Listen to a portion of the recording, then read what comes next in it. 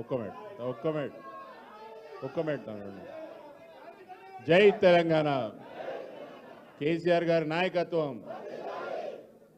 ఈ మధ్యలో ప్రభుత్వం చాలా కుతకుతలాడుతున్నది. ఎవరినో ఒకరిని లోపలేయాలి, ముఖ్యంగా రామన్నను ఎట్లన్నా వేయాలి లోపల. వేస్తే బీఆర్ఎస్ పార్టీకి ఏదో అవుతుంది, మనం అందరం నీరసపడిపోతాం అనుకుంటుర్రు. ముఖీద్ సాబ్కి 5 నిమిషాలు టైం ఇస్తేనే రేవంత్ రెడ్డికి 5 రోజులు పడుకోకుండా స్పీచ్ ఇచ్చిండు. రామన్నను లోపలేస్తే ఎట్లయితుంది? ఈ విషయం తెలుసుకోవాలా. కేసీఆర్ గారు తయారు చేసిన సైనికులం మనం ఎట్లా తయారమైన విషయం ప్రభుత్వంలో ఉన్న పెద్దలు చిన్న శాంపుల్ సైజ్ 5 నిమిషాలు మాట్లాడిన వెంటనే అనగరంగా 20 నిమిషాలు మాట్లాడిన ముఖీద్ సాబ్కి ధన్యవాదాలు. ఈరోజు మన ముఖ్యంగా మణికొండ మున్సిపాలిటీ నుంచి 4 సంవత్సరాలు ఇంకా అధికారం ఉండంగా కూడా మామూలు రాజకీయాలు ఎట్లుంటుంది, 4 రోజులు అధికారం కూడా వదులుకోరు. 4 రోజులు అధికారం ఉందంటే శుద్ధం మన ఎలక్షన్ రోజుకి వస్తాంలే పార్టీలు అని అనుకున్న ఈ కాలంలో 4 సంవత్సరాలు ఇంకా అధికారం ఉండంగా కూడా ఈ కాంగ్రెస్ పార్టీ ప్రభుత్వం, కాంగ్రెస్ పార్టీ పరిపాలన తెలంగాణకు, రంగారెడ్డి జిల్లాకు, ముఖ్యంగా రాయన్నరికి అసలు పనికిరాదు.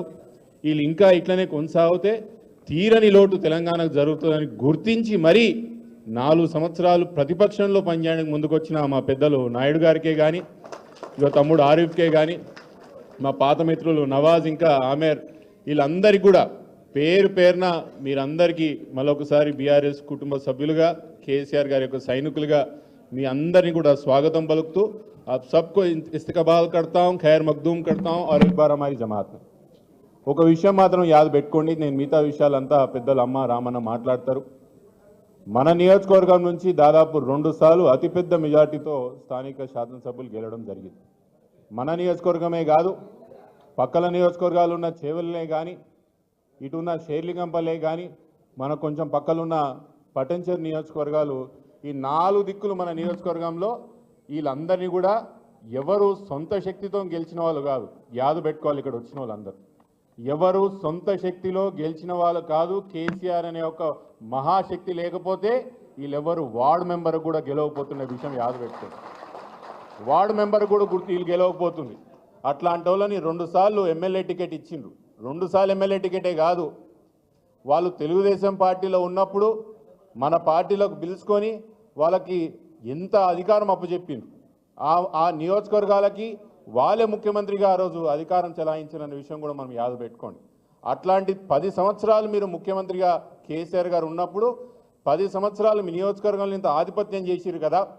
10 సంవత్సరాలు మీరు కేసీఆర్ గారు అధికారం పెట్టుకొని మీరు అక్రమ సంపాదన చేసిరు కదా. మీ కార్యకర్తలకి మీరు అనేక పదవులు ఇచ్చిరు కదా. 10 రోజులు కూడా కేసీఆర్ గారి అధికారం లేకపోతే ఎందుకు ఉండలేకపోతున్నారు అనే విషయం మనం అందరం కూడా అర్థం చేసుకోవాలి. ఒక విషయం మాత్రం నేను గట్టిగా చెప్తున్నా, గట్టిగా నమ్ముతా, ఎలక్షన్లు అందరం ఓడిపోతాం గెలుస్తాం అదంతా నడుస్తుంది. కానీ ఎవరైతే ఎమ్మెల్యేలు కేసీఆర్ గారిని వదిలిపోయినరో వాళ్ళు ఓడిపోవడమే కాదు, రాజకీయ సమాధి ఈ రోజుకే కట్టుకున్నారనే విషయం మాత్రం యాద పెట్టుకోండి అంట. ఎన్నికలు గెలుచుడు చాలా దూరం ఉన్నది. వాళ్ళు ఎన్నికలు గెలుచుడు ఏముండదు, ఇంకా వాళ్ళు పొలిటికల్గా అందరు కూడా ఖతమైపోయారనే విషయం యాద పెట్టుకోండి. గమ్మత్తున్నది, నాకు కాంగ్రెస్ పార్టీ కార్యకర్తలను చూస్తుంటే నిజంగా బాధ వేస్తున్నది, నిజంగా సానుభూతి ఉన్నది నాకు కాంగ్రెస్ పార్టీ కార్యకర్తలను చూస్తుంటే. 10 సంవత్సరాలుగా జెండా కూలీలు అయినరు మీరు. సామాన్య కాంగ్రెస్ పార్టీ కార్యకర్తలు 10 సంవత్సరాలు వాళ్ళు అపోజిషన్లో ఉన్నప్పుడు జెండా కూలీగా మారినరు. ఈరోజు అధికారంలో కాంగ్రెస్ పార్టీ వచ్చిన తర్వాత ఇక మనోళ్ళే అవతలపోయి మళ్ళీ వాళ్ళే పదవులు తెచ్చుకుంటారు. మనోళ్ళు అంటే మన పార్టీ మొన్నటి వరకు ఉన్నారు, మనోళ్ళు ఏం కాదు వాళ్ళు, మొన్నటి వరకు మన పార్టీలు ఉన్నోళ్ళు. ఎంత విచిత్రం రాయందర్ నియోజకవర్గంలో అంటే ఇంకా కాంగ్రెస్ పార్టీ కండువాలు కూడా వేసుకోలేదు వాళ్ళు. వాళ్ళకి నామినేటెడ్ పోస్టులు వచ్చినాయా లేదా? వచ్చినాయిలే. వాళ్ళు కనీసం కాంగ్రెస్ పార్టీ కండువా కూడా వేసుకోలేదు, వాళ్ళకు మాత్రం నామినేటెడ్ పోస్టులు బరాబర్ ఇస్తారు. కాంగ్రెస్ పార్టీ కార్యకర్తలు నిజంగా మిమ్మల్ని చూస్తుంటే నాకు నిజంగా బాధ వేస్తున్నది. మీరు ఇంకా జీవితం అంతా ముఖ్యమంత్రి కూడా వేరే పార్టీకి వెళ్ళి వచ్చి ముఖ్యమంత్రి అయినరు. మిగతా కార్యకర్తలు కూడా ఊర్లలో 10 ఏళ్ళు ఎంజాయ్ చేసిన వాళ్ళు కూడా అవతలికి వెళ్ళి వచ్చి పదవులు పొందుకొని పోతున్నారు. నిజంగా వాళ్ళని చూస్తుంటే బాధ వేస్తున్నది. ఈరోజు 10 సంవత్సరాలు మన కాడ అధికారం అనుభవించి అవతలు పోయిన ప్రకాష్ గౌడ్ గారే కానీ, మిగతా నియోజకవర్గంలో ఎమ్మెల్యేలే కానీ నియోజకవర్గానికి ఏమీ చేయడానికి పోయిందనే విషయం ఈరోజు కూడా స్పష్టంగా ఒక్క విషయం కూడా చెప్పలేదనే విషయం మీ అందరికీ యాద్ చేస్తున్నా. ఇదొక విషయం అయితే, ఇంకా రాష్ట్రంలో ఒక విషయం చెప్పి రామన్నకు నేను మైక్ ఇస్తా. ఇంకా తెలంగాణలో ఇంకా పార్టీలు ఏవి లేవు, రెండు ఉన్నాయి. ఒకటి కేసీఆర్ పార్టీ, ఒకటి యాంటీ కేసీఆర్ పార్టీ. ఎందుకు అనుకోవచ్చు, బీఆర్ఎస్ పార్టీలో మనం అందరం కూడా కేసీఆర్ పార్టీ, బీజేపీలో కూడా కేసీఆర్ పార్టీకి సంబంధించిన వాళ్ళు ఉన్నారు. ఈరోజు కాంగ్రెస్లో కూడా బీఆర్ఎస్ పార్టీ కేసీఆర్ గారి ఒక వర్గం ఈరోజు ఉన్నది. తెలంగాణలో ఇంకా పార్టీలు లేవు, ఓన్లీ కేసీఆర్ కావాలా కేసీఆర్ వద్దనే ఒక వాదన ఈరోజు తెలంగాణ వ్యాప్తంగా వచ్చినది. ఈరోజు ఎలక్షన్ పెడితే కాంగ్రెస్ పార్టీకి 5 సీట్లు రావనే విషయం చెప్తున్నాను. వాళ్ళని అంటనాడుతున్న బీజేపీ వాళ్ళకు కూడా ఏం తెలంగాణ వాళ్ళని మనమేమి అమాయకులు అనుకుంటున్నారు. తెలంగాణ వాళ్ళు అమాయకులేం కాదు, నమ్ముతాం. ఒకసారి నమ్మిన తర్వాత మాత్రం బాగా అర్థం చేసుకొని బాత కూడా పెడతాం. బీజేపీ వాళ్ళు ఈరోజు ఏం చేస్తున్నారు తెలంగాణ విషయం మనకు తెలియదా? ఈరోజు మన గ్రౌండ్ లెవెల్లో మణికొండ మున్సిపాలిటీలో ఏ 2 పార్టీలు పొత్తులున్నాయి చెప్పుండ్రి. కాంగ్రెస్ బీజేపీ పొత్తు ఉందా లేదా? అదే పొత్తులు నడుస్తుందా లేదా? మనకు తెలియదా బీజేపీ కాంగ్రెస్ ఒకటే మన మున్సిపాలిటీలని? ఎట్లయితే మణికొండ మున్సిపాలిటీలో బీజేపీ కాంగ్రెస్ పొత్తులు ఉన్నదో తెలంగాణ వ్యాప్తంగా కూడా గట్లనే ఉన్నది. రామన్న చెప్తుండే ఆర్ఎస్ బ్రదర్స్ తెలంగాణలో అదే సేల్స్ ఫుల్ ఉన్నది. ఆర్ఎస్ బ్రదర్స్ సేల్స్ ఫుల్ ఉన్నది. ఆయన ఏదో గవర్నర్కి రాసిండంట, అది పర్మిషన్ ఇస్తే అరెస్ట్ చేస్తాడంట. ఇవన్నీ గవర్నర్కి అడిగే చేస్తున్నారు రైలు. ఇది కొత్తగా ఇదెందుకు అడుగుతున్నారు అంటే, నేను ఇచ్చినట్టు చేయాలి, నువ్వు ఏనట్టు చేయి, మన ఇద్దరం కలిపి మాట్లాడాలి. ఇది ఒక డ్రామా తెలంగాణలో నడుస్తున్నది. ఎప్పుడు ఎన్నికలు పెట్టినా తెలంగాణలో స్పష్టత క్లారిటీగా ఒకటి మాత్రం అర్థమైనది, కేసీఆర్ గారు ఉంటేనే తెలంగాణ పరిగెత్తుతుంది, తెలంగాణ డెవలప్ అవుతుంది అనే విషయం మాత్రం తెలంగాణకి మన వాళ్ళకి చాలా స్పష్టంగా అర్థమవుతుంది. ఈ విషయం యాద పెట్టుకోవాలా. మిగతా విషయాలన్నీ కూడా పెద్దలు అమ్మ రామన్న గారు మాట్లాడుతాను మనవి చేసుకుంటూ, రాయందర్ నియోజకవర్గంలో అన్న ఇది ఓన్లీ మణికొండ మున్సిపాలిటీకి సంబంధించిన జాయినింగే. రానున్న రోజుల్లో రాయందర్ నియోజకవర్గంలో మిగతా నియోజకవర్గంలో తిరుగులేని శక్తిగా బీఆర్ఎస్ పార్టీని తీర్చిదిద్దుతాం. ఈ అన్ని నియోజకవర్గాలు కూడా మళ్ళీ మన పార్టీయే గెలిచేటట్టు మేము పనిచేస్తామని మీకు మాటిస్తూ ఇక పెద్దలు సీతారాం గారిని మాట్లాడాలని కోరుకుంటున్నాను. Thank you sir. మీరు అందరికీ కూడా మంచి కాన్ఫిడెన్స్ ఇచ్చినారు. ఇప్పుడు యాక్చువల్గా ఏంటంటే కార్యక్రమాలు జరుగుతున్నప్పుడు మణికొండలో కార్యక్రమాలు జరుగుతుంటే కొంతమంది దారిన పోయే వాళ్ళు ఆపి మరీ చెప్తున్నారు కాబోయే ఎమ్మెల్యే కార్తిక్ రెడ్డి గారు అని చెప్పి వాళ్ళందరూ వాళ్ళు మేము అడగకముందే వాళ్ళే చెప్తున్నారు, ఆపి కాబోయే ఎమ్మెల్యే కార్తిక్ రెడ్డి గారు అని చెప్తున్నారు. సో అది సిచ్యువేషన్. మన నాయుడు గారు ఒక్క నిమిషం ఆయన రిజిగ్నేషన్ ప్రెస్ వాళ్ళకి చూపిస్తా అన్నారు, కొంచెం ఒకసారి చూపించండి. అక్కడ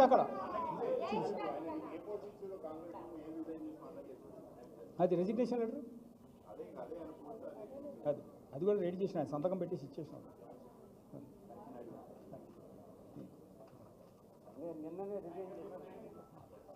ఇంకా సరే కానివ్వండి.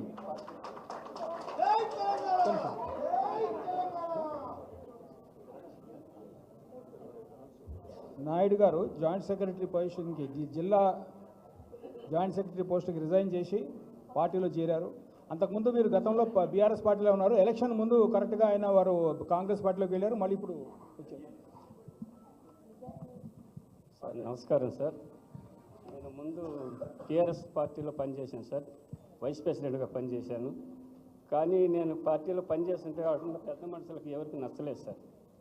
నేను పనిచేస్తుంటే ఒక నాయకుడు నన్ను ఎంతసేపు పంపించాలనే చూశారు కానీ ఉంచాలని చూడలేదు సార్ వాళ్ళు. సార్ పార్టీలోకి రావడం జరిగింది సార్. ఇప్పుడు నేను కార్తిక్ రెడ్డి గారిని సంప్రదించి కార్తిక్ రెడ్డి గారు సార్ సంప్రదించిన టీఆర్ఎస్ పార్టీలో జాయిన్ అవ్వడం మన బీఆర్ఎస్ పార్టీలో జాయిన్ అవ్వడానికి వచ్చాను సార్. ఇప్పుడు పెద్దలు మహమ్మద్ అలీ గారు, పెద్దలు అమ్మగారు మాట్లాడినాక మహమ్మద్ అలీ గారు మాట్లాడతారు. మీరు సీనియర్ పై అందరికీ నమస్కారం. జై తెలంగాణ, జై కేసీఆర్. వేదిక మీద ఉన్న గౌరవనీయులు మన వర్కింగ్ ప్రెసిడెంట్ గారు కేటీ రామారావు గారికి, గౌరవనీయులు పెద్దలు మన ఎక్స్ హోమ్ మినిస్టర్ గారు మహమ్మద్ అలీ గారికి, అదేవిధంగా కాలేరు వెంకటేష్ గారు మన ఎమ్మెల్యే గారు, వేదిక మీద ఉన్న ఎక్స్ ఎమ్మెల్యే గారు, వారితో పాటు ఈరోజు సభకు అధ్యక్షత వహించిన సీతారాం గారు, అదేవిధంగా కార్తీక్ బాబుతో పాటు మీ అందరికీ కూడా మీరు వేదిక మీదన వేదిక ముందున్న మా కుటుంబ సభ్యులందరికీ, పత్రికా మీడియా సభ్యులకి, మా మహిళా సోదరిమణులకి అందరూ కూడా నమస్కారాలు తెలియజేసుకుంటూ, చాలా సంతోషం ఈరోజు పార్టీలోకి ఎవరైతే వచ్చున్నారో వారందరూ కూడా మనస్ఫూర్తిగా స్వాగతం పలుకుతా ఉన్నాం. ఈరోజు కాంగ్రెస్ పార్టీ చేస్తున్న అరాచకాలు, కాంగ్రెస్ పార్టీ పాలన నచ్చక ప్రజలను ఏ విధంగా ఇబ్బంది పడుతున్నారని గమనించి ఆ పార్టీలో ఇమడలేక మేము బీఆర్ఎస్ పార్టీలోకి వస్తాము. కేసీఆర్ గారి నాయకత్వం ఈ రాష్ట్రానికి శ్రీరామ రక్ష.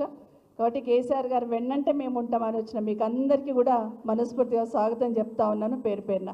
వారితో పాటు వచ్చిన వాళ్ళందరికీ ఒక 5-10 మంది కండువాలు వేసినాం కాబట్టి అని కాదు, ఇక్కడికి వచ్చిన అందరికీ కూడా మీకు అందరికీ స్వాగతం చెప్తా ఉన్నాను. అయితే చాలా సంతోషం, గౌరవ పెద్దలందరూ కూడా ఉన్నారు, రాజేందర్ కూడా కనిపిస్తున్నాడు, చాలా సంతోషం. అందరు కూడా వచ్చిన వాళ్ళందరూ కూడా స్వాగతం చెప్తా ఉన్నాను. ఒకటి మాత్రం స్పష్టంగా అర్థమైంది, ఒక్క మణికొండ మున్సిపాలిటీకి సంబంధించి ఇక్కడికి వచ్చి ఉన్నారు. ఇక మా మహిళా సోదరి మండలి అయితే ఛాన్స్ ఇస్తే అగ్గి తలగేసినట్టుంటారు. కాబట్టి నిజంగానే ఈరోజు రాష్ట్రంలో జరుగుతున్న పరిస్థితులన్నీ గమనించి ఒక 11 నెలలు అయ్యింది కానీ 11 సంవత్సరాలు అయినట్టు చుక్కలు చూపిస్తున్నాడు ఈరోజు ప్రజలందరికీ రేవంత్ రెడ్డి గారు. సో ఎప్పుడు పోతారా, మళ్ళీ ఎప్పుడు కేసీఆర్ గారు వస్తారన్న ఆలోచన ప్రతి ఒక్కరికి వచ్చింది, కింది స్థాయి నుండి పై స్థాయి వరకు. ఒక వ్యవసాయ కూలి నుండి మొదలు పెట్టుకుంటే ఒక వ్యాపారవేత్త వరకు కూడా ఏంటి రాష్ట్రంలో పాలన, కేసీఆర్ గారు ఉన్నప్పుడు ఎట్లుండే ఎట్లా ఉందని ఆలోచన ప్రతి ఒక్కరికి కలిగింది.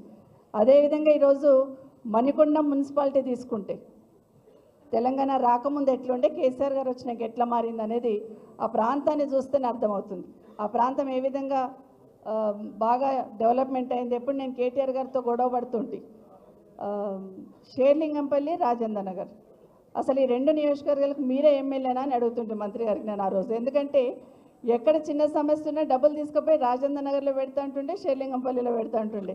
ఈ గల్లీకి రోడ్ లేదు, లింక్ రోడ్ కావాలా, ఇక్కడ బ్రిడ్జ్ కావాలి, నార్సింగ్ దగ్గర రింగ్ రోడ్ దిగాలి అని ఇవే ఆలోచిస్తుంటే మంత్రిగా ఉన్నప్పుడు కేటీఆర్ గారు.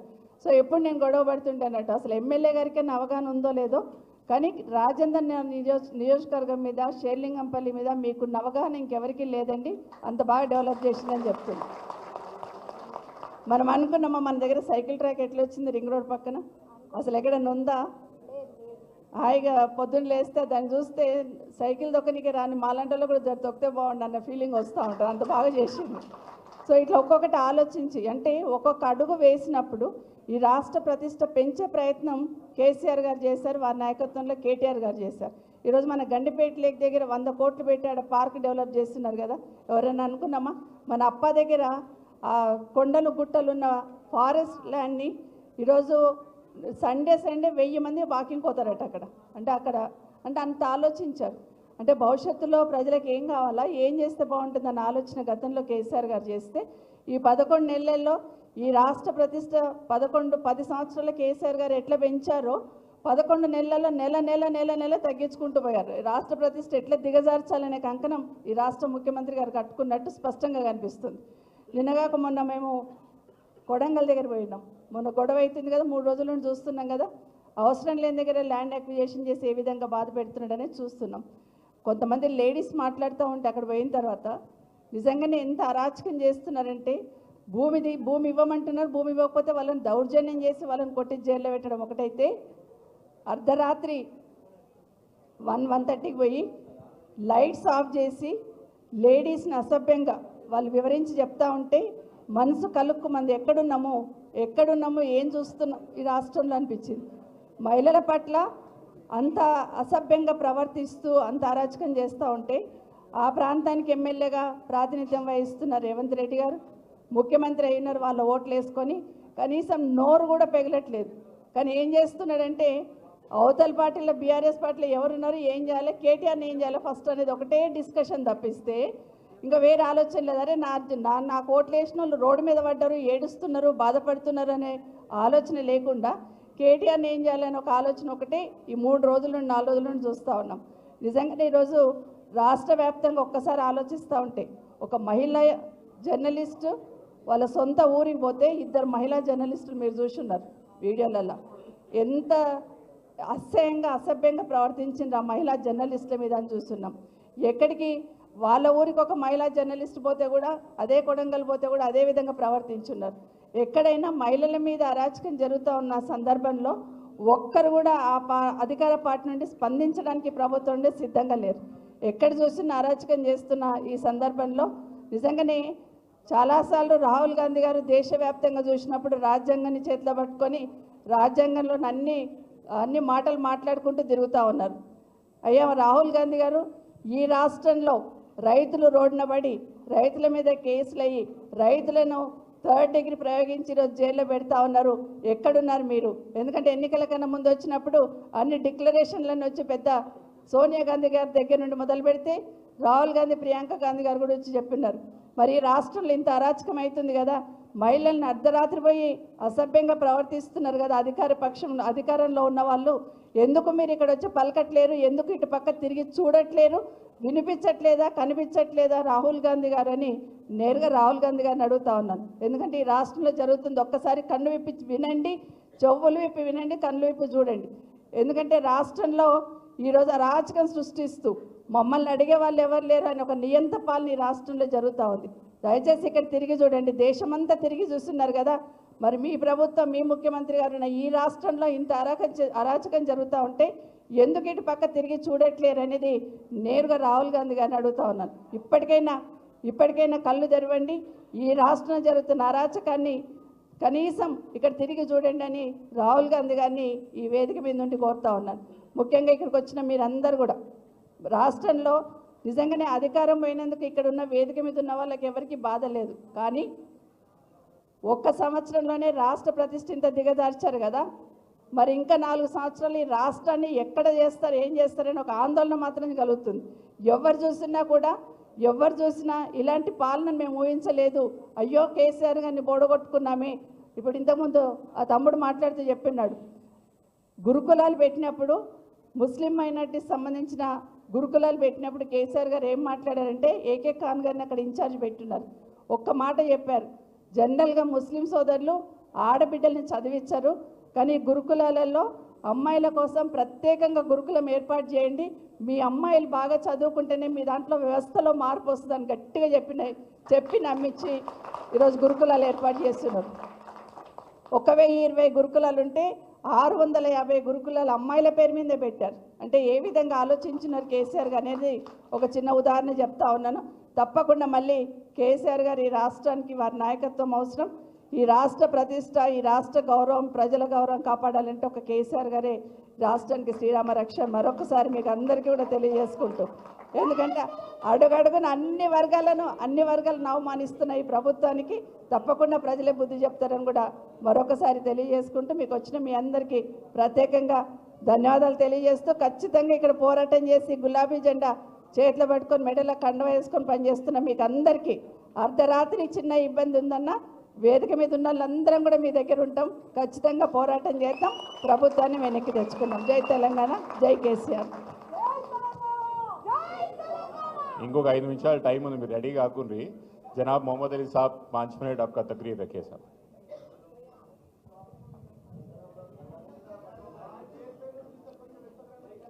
सदर जलसा మా dynamic working president KT Rama Rao garu, मेरी बहन senior leader ex minister Sabitha Indra Reddy garu, మా अंबरपेट एमएलए कावेरी वेंकटेश साहब, మా एक्स एमएलए चंदर साहब, మా डायनामिक लीडर कार्तिक रेड्डी साहब जिसकी सदारत में आज ज्वाइनिंग हो रही, मुखी साहब, मेरे बहनों डैश पर बैठे हुए मेरे तमाम भाइयों और बहनों, और आज के इस प्रोग्राम में जो पार्टी ज्वाइनिंग किए हैं उन तमाम मीडिया दोस्तों को मेरा सलाम और नमस्कार.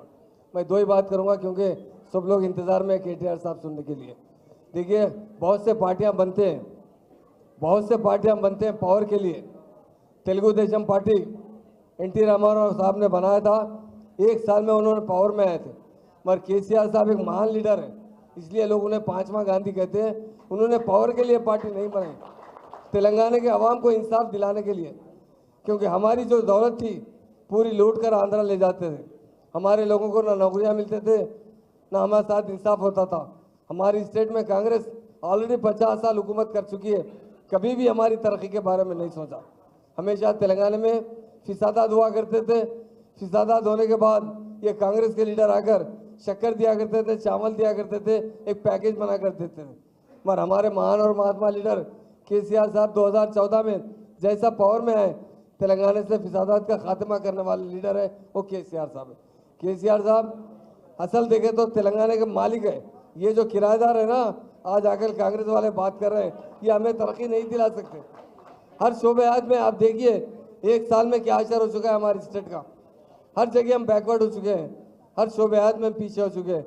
हमारी स्टेट को तरक्की दिलाने वाले, हमारी स्टेट लाने वाले, हमारे स्टेट में रहने वाले हिंदू मुस्लिम सिख ईसाई भाइयों को एक जगह करने वाले कोई लीडर है तो केसीआर साहब है। इसलिए हमारा फर्ज बनता है, और हकीकत में हमारे साथ धोखा हुआ है। रेवंत रेड्डी और कांग्रेस पार्टी ने हर जगह धोखा कर रहे हैं, वायदे कर रहे हैं, पर अमल आवारी नहीं करते। आप देखें 6 गारंटी दिए गए, एक भी गारंटी नहीं। आरटीसी में जो पुराने बस आए ना वो छोड़ दिए थोड़े औरतों को फिरने के लिए। कोई स्कीम ऐसी नहीं है। हमारे बहनों के लिए 2500 पेंशन की बात की गई, क्या मैं पूछना चाहता हूँ 1 रुपया भी मिल रहा है? नहीं मिल रहा है। हमारे बहनों की शादी में 1 तोला सोना देने की बात की गई। हर शोबे हाथ में तरक्की देने की बात की गई, मगर कोई तरक्की देने वाला नहीं है। अगर तरक्की देने वाला कोई महान लीडर है वो केसीआर साहब है। आज हमारी रेजिडेंशियल स्कूल के बारे में सविता मैडम ने भी कहा, मुखी चंदा साहब भी गए। कांग्रेस यहाँ पर 50 साल में सिर्फ 200 रेजिडेंशियल स्कूल टोटल थे, और उसमें माइनॉरिटी के लिए 10 रेजिडेंशियल स्कूल थे। केसीआर साहब आने के बाद 800 से ज़्यादा रेजिडेंशियल स्कूल का इजाफा किया हर कास्ट के लिए, उसमें साथ साथ माइनॉरिटीज़ के लिए भी 204 रेजिडेंशियल स्कूल खोले हैं। पहले 1000 बच्चे मुकम्मल तालीम हासिल करते थे, और केसीआर साहब के दौर में 1,40,000 लड़के और लड़कियां तालीम हासिल कर रहे हैं। ये हमारे महान और लीडर का कारनामा है। उसी तरह तेलंगाना की पर हेड इनकम इंडिया में सबसे ज़्यादा अच्छी इनकम और खुशहाल है तो तेलंगाना के अवाम है। ये हमारे साथ धोखा हुआ है। रेवंत रेड्डी साहब जो झूठ बोलते हैं, सबको झूठ बोले मगर कब तक निभाएंगे? झूठ आदमी कभी भी सक्सेस नहीं हो सकता। देखिए आप 1 साल के अंदर ही कांग्रेस को इस्तीफा देकर हमारे भाई पार्टी को हमारी पार्टी ज्वाइन कर रहे हैं। कांग्रेस का ये कारनामा है। कांग्रेस ने कभी भी आज़ादी के बाद अवाम के साथ इंसाफ नहीं किया। आज सबसे ज़्यादा बैकवर्ड है तो तेलंगाना के अवाम थे। आज तेलंगाना बनने के बाद केसीआर साहब ने 9.5 साल में तेलंगाना को किधर से किधर लेकर जाकर पहुँचाया। हमारे हरकियाती लीडर केटी रामाराव साहब ने हैदराबाद को दुबई की तरह बना है। आज दुबई से अमेरिका से लोग आकर हैदराबाद देखकर कह रहे हैं, अरे हम तो 5 से 8 साल के बाद आए, आज हैदराबाद दिख रहे हैं, नारसिंगी देख रहे हैं, हैदराबाद का सराउंडिंग देख रहे हैं, ऐसा दिख रहा है कि अमेरिका की तरह दिख रहा है। इतना डेवलप किया गया है स्टेट को, ये स्टेट को मुकम्मल कांग्रेस फिर से गारत करना चाहती है। इसलिए मेरे भाइयों बहनों से मैं एक ही बात की अपील करना चाहता हूँ, ये लोग आपके नहीं हैं। अगर आपके कोई है, आपके बेटे हैं या आपके पिताजी है या आपको चाहते हैं, आपको तरक्की देना चाहते हैं, वो केसीआर साहब है। उनके हाथ मजबूत कीजिए। और हमारे डायनामिक लीडर केटी रामाराव साहब ने जिस तरह हैदराबाद को डेवलप किया है उसकी मिसाल हिंदुस्तान में नहीं मिल सकती। आज हैदराबाद देखकर लोग दंग हो रहे। कुछ दिन पहले एक साहब अमेरिका से आए थे, उन्होंने कहा कि मैं 10 साल के बाद आया हूँ, मैं नार्सिंग की जाकर देखने के बाद मुझे ऐसा दिख रहा है अमेरिका से भी आगे बढ़ रहा है। तो हैदराबाद था, तेलंगाना स्टेट है। इसलिए मेरे भाइयों बहनों, ये लोग धोखेबाज है कांग्रेस वाले, हमको एक जगह रहने नहीं देते, आपस में लड़ाते हैं। देखिए तेलंगाना बनने के बाद कितने फिसादात हो रहे हैं, हर जगह हिंदू मुस्लिम फीलिंग फैल रहे हैं। और केसीआर साहब ने दौरे हुकूमत में अमन का, भाईचारे का पैगाम दिया है। इसलिए मैं तमाम मेरे बहनों भाइयों, आज खास तौर से जो मेरे पार्टी में मेरे भाई ज्वाइन किए, मैं सबका वेलकम करता हूं। और एक ही बात कहता हूं, आपकी कोई पार्टी है वो बीआरएस पार्टी है, आपके कोई लीडर है वो केसीआर साहब है, आपके कोई लीडर है वो केटीआर साहब है। इनके हाथ मजबूत कीजिए, इंशाल्लाह बहुत जल्द बहुत बड़ा इनकलाब आने वाला है। ये झूठ है, हमेशा हुकूमत नहीं कर सकते झूठ बोलकर। कुछ दिन में आवाम खुद उन्हें गाँव में घुसने नहीं देगी। एमएलए को कहेंगे कि आप पहले जो वायदा किए वो पूरा कीजिए, क्यों हमारे साथ धोखा करें। इसलिए मैं तमाम मेरे भाइयों बहनों से ये गुजारिश करता हूँ कि आपकी घर की पार्टी अपनी पार्टी है तो वो की है बीआरएस पार्टी। एक बात बोलते हुए मैं बात खत्म करना चाहता हूँ, हिंदुस्तान को आज़ादी दिलाने में सबसे आगे गांधी जी रहे। उन्होंने कई जगह सत्याग्रह बैठा है। उसके बाद ये तेलंगाना हासिल करने वाले, तेलंगाना लाने वाले लीडर केसीआर साहब है। उन्होंने मरण पर बैठा था। मेरे बहनों से कहता हूँ, आपका बेटा 1 टाइम नहीं खाता, 2 टाइम नहीं खाता तो आप बाहर निकल जाते बुर्का पहनकर, अरे मेरा बच्चा सुबह से भूखा है, सुबह से खाना नहीं खाया। पर हमारे महान और महात्मा लीडर 11 दिन तक एक दाना नहीं खाए। किसके लिए? आपके लिए, तेलंगाना के लिए। जब 11 दिन होने के बाद जयशंकर साहब थे, हमारे बड़े बड़े लीडर्स थे, जाकर केसीआर साहब से गुजारिश किए, आप व्रत तोड़ दीजिए, हम फिर से तेलंगाना के लिए लड़ेंगे। पर हमारे महान और महात्मा लीडर ने क्या कहा, मेरी जान गई तो परवाह नहीं, मुझे मेरी आवाम के लिए मेरा तेलंगाना चाहिए। ये कहने वाला कोई लीडर है वो केसीआर साहब। इसलिए उनकी कदर कीजिए, उनके हाथ मजबूत कीजिए, ये आपके लिए बेहतर रहेगा।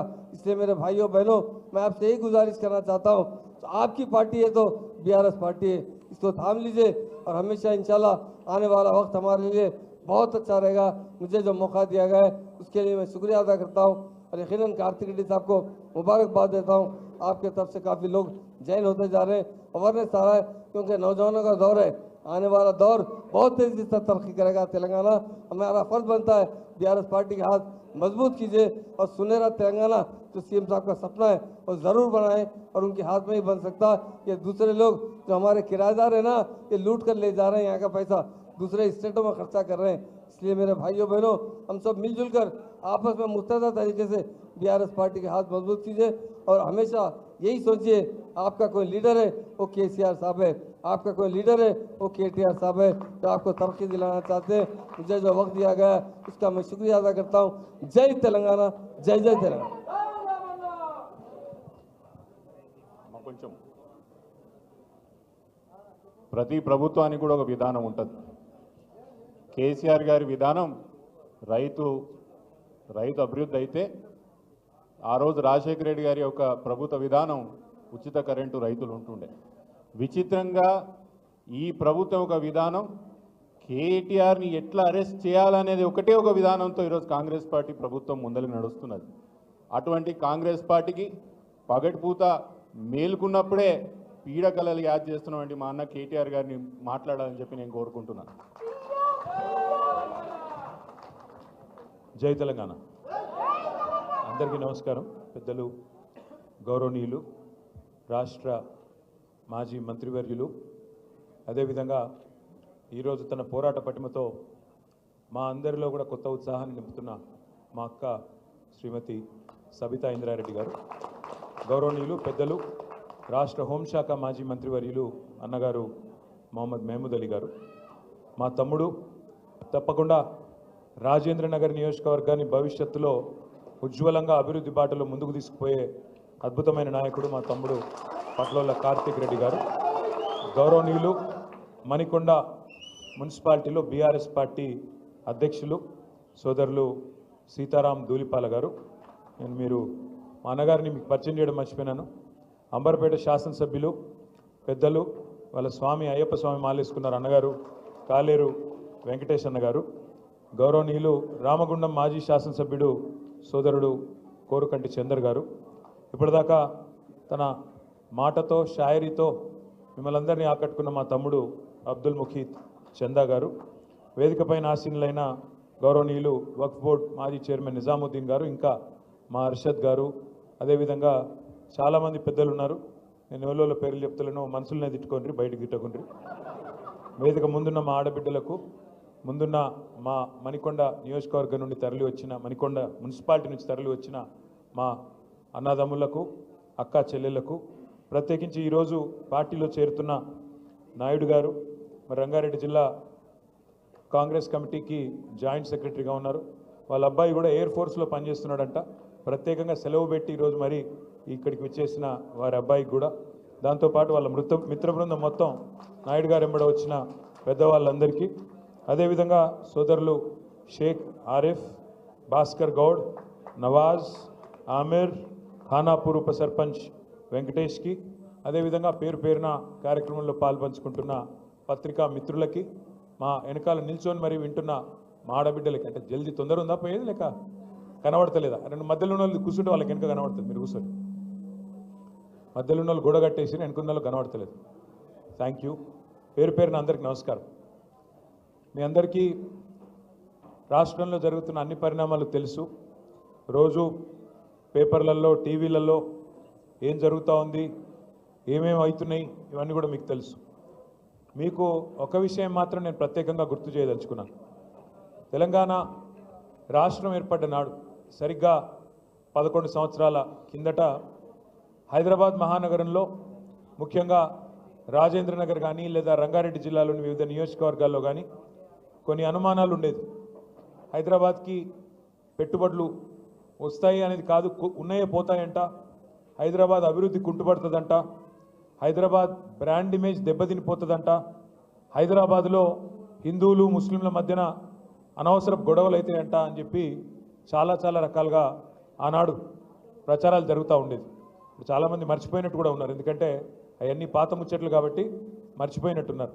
కానీ కేసీఆర్ గారి నాయకత్వంలో అభివృద్ధే మన కులంగా, సంక్షేమమే మన మతంగా ఈరోజు పేదవారిని పెద్దవారిని అందరినీ కూడా బ్రహ్మాండంగా కలుపుకొని సంక్షేమ కార్యక్రమాలు అభివృద్ధి కార్యక్రమాలు అందరికీ సమపాలనలో అందే విధంగా చాలా చక్కగా 10 ఏళ్ల పాటు కేసీఆర్ గారు రాష్ట్రాన్ని పరిపాలించినారు. కాబట్టే భారతదేశంలో ఎన్నో రంగాలలో తెలంగాణ ఒక రోల్ మోడల్గా, ఒక దిక్సూచిగా, ఒక ఆదర్శవంతమైన రాష్ట్రంగా అది తలసరి ఆదాయంలో కావచ్చు, విద్యుత్ వినియోగంలో కావచ్చు, పరిశ్రమల ఆకర్షణలో కావచ్చు, వ్యవసాయ విస్తరణలో కావచ్చు, పేదవాళ్ళను ఆదుకునే సంక్షేమ కార్యక్రమాలు కావచ్చు, యాదాద్రి లాంటి గుడి కట్టే విషయంలో కావచ్చు, ఏ విషయంలో అయినా డాక్టర్ బాబాసాహెబ్ అంబేద్కర్ గారి ప్రపంచంలోనే అతిపెద్ద విగ్రహం పెట్టే విషయమే కావచ్చు, లేదా ఇంటింటికి నీళ్ళు ఇచ్చే విషయమే కావచ్చు, ఏ విషయంలోనైనా బ్రహ్మాండమైన అభివృద్ధిని, బ్రహ్మాండమైన సంక్షేమాన్ని 10 ఏళ్లలో కరోనా లాంటి మహమ్మారి తరుముకొచ్చినా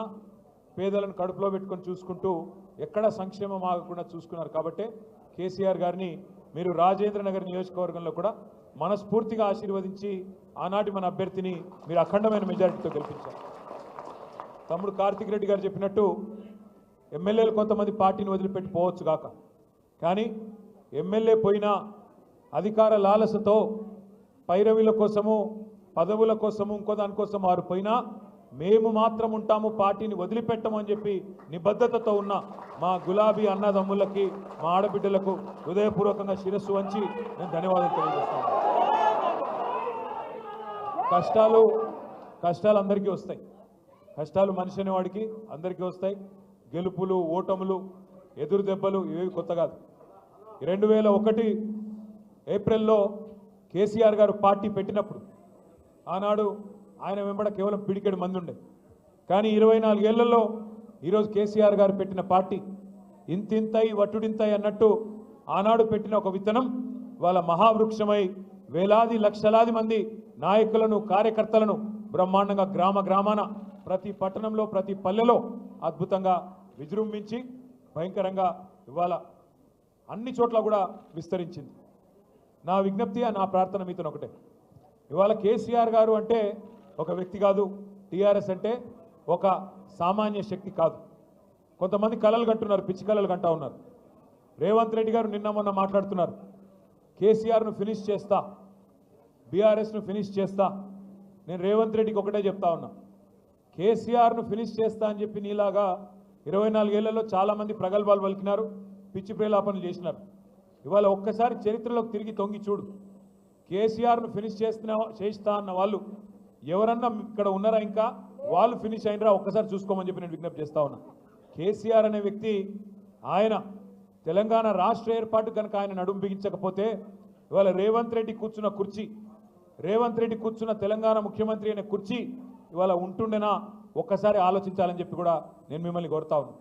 ఇవాళ అధికారము పదవులు ఎమ్మెల్యేలు ఎంపీలు ఎమ్మెల్సీలు ఇవన్నీ తాత్కాలికంగా ఉండొచ్చు, రేపు ఉండకపోవచ్చు, కానీ ప్రజల గుండెల్లో స్థానం శాశ్వతం, అది కేసీఆర్ గారికి మాత్రమే సొంతమనే మాట నేను విజ్ఞప్తి చేస్తా ఉన్నాను. ఇవాళ రేవంత్ రెడ్డి గారు ఎందుకంటే ఆయన కొన్ని సాంకేతికపరమైన సమస్యలు ఉన్నాయి, అందుకే ఎత్తైన కుర్చీలో కూర్చుంటున్నాడు, 2 కుర్చీలు వేసుకొని కూర్చుంటున్నాడు. కొన్ని టెక్నికల్ ప్రాబ్లమ్స్ ఉన్నాయి. ఎత్తైన కుర్చీలో కూర్చుంటే పెద్దగా అయిపోవు, నువ్వు ఎత్తైన కుర్చీలో కూర్చోగానే పెద్దోడు అయిపోవు, ప్రజల గుండెల్లో స్థానం సంపాదించుకోవాలి. నువ్వే చెప్తీవి కదా, ఏం చెప్పినావు ఎలక్షన్లకు ముందు, కేసీఆర్ బిచ్చమేసినట్టు 10,000 ఇస్తుండు, నేను 15,000 ఇస్తా. కేసీఆర్ రైతు బంధు అంటే నేను రైతు భరోసా ఇస్తా అంటివి. మరి నేను ఇవాళ అడుగుతున్నా రేవంత్ రెడ్డి, రాష్ట్ర రైతాంగం ఎదురు చూస్తున్నది, 70 లక్షల మంది రైతన్నలు ఎదురు చూస్తూ ఉన్నారు. ఎక్కడ పోయింది నీ రైతు భరోసా? నువ్వే అంటివి కదా 10,000 ఏమున్నది, 15,000 ఇస్తా అంటివి. కేసీఆర్ 2 పంటలకు ఇస్తున్నాడు, నేను 3 పంటలకు ఇస్తా అంటివి. మరి ఎక్కడ బాయ్? ఉన్న వానాకాలం ఉన్న రైతు బంధు ఇప్పటికే కొట్టినావు, ఇప్పటివరకు వానాకాలం రైతు బంధే ఖాతాల్లో పడలేదు. రైతన్నలు పాపం మోసపోయినామని ఇప్పుడు అర్థం చేసుకొని ఊరూరా బాధపడతా ఉన్నారు.